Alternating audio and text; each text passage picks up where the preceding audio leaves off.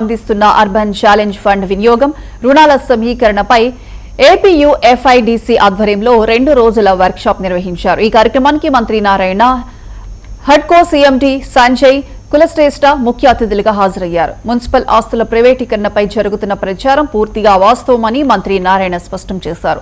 మున్సిపాలిటీలు ఆర్థికంగా బలోపేతం కావడానికి పీపీపీ విధానంలో ప్రాజెక్టులు చేపడుతున్నామని, అవన్నీ టెండర్ ప్రక్రియ ద్వారానే అమలు చేస్తున్నామని తెలిపారు. అర్బన్ ఛాలెంజ్ ఫండ్ కింద ఏపీకి కేంద్రం 3,600 కోట్లు కేటాయించిందని, రాష్ట్ర వాటాగా 10,800 కోట్లు సమీకరించాల్సి ఉందన్నారు. ఇప్పటికే 2,200 కోట్ల విలువైన ప్రాజెక్టులకు ఆమోదం లభించిందని, ప్రజలకు మెరుగైన నీరు, రోడ్లు, డ్రైనేజ్ సదుపాయాల కల్పనే ప్రభుత్వ లక్ష్యమని మంత్రి పేర్కొన్నారు.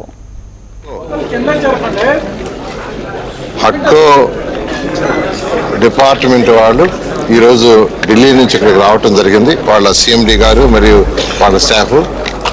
మెయిన్గా ఎందుకంటే కేంద్ర ప్రభుత్వం యూసీఎఫ్ ఫండ్ అని ఒక 4 లక్షల కోట్లతో ఒక ఫండ్ పెట్టి అందులో 1,00,000 కోట్లు వాళ్ళు ఇచ్చేటట్టుగా దేశం మొత్తంలోని మున్సిపాలిటీస్కి ఆ పాపులేషన్ బేస్లో మిగతా 3 లక్షలు మున్సిపాలిటీస్ లోన్స్ ద్వారా కానీ రాష్ట్ర ప్రభుత్వాలు పెట్టే ద్వారా కానీ ఏర్పాటు చేశారు.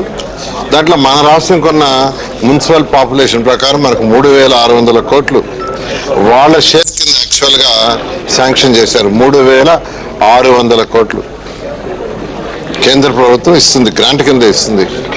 దానికి 10,800 కోట్లు బ్యాంకులు లోన్లైనా రైజ్ చేసుకోవచ్చు, హడ్కో లాంటి ఆర్గనైజేషన్ దగ్గర నుంచి అయినా లోన్స్ తీసుకోవచ్చు, లేదా మున్సిపాలిటీస్లో డబ్బులుంటే వాళ్ళ షేర్ అయినా పెట్టచ్చు, రాష్ట్ర ప్రభుత్వం అయినా పెట్టచ్చు. అటువంటి ప్రాజెక్టు ఇప్పుడు 3,600 కోట్లు వాళ్ళు ఇవ్వటం, 10,800 మన షేర్ కింద మొత్తం 14,400 కోట్లతో ఈరోజు మన రాష్ట్రంలో ప్రాజెక్టు టేకప్ చేయబోతున్నాం.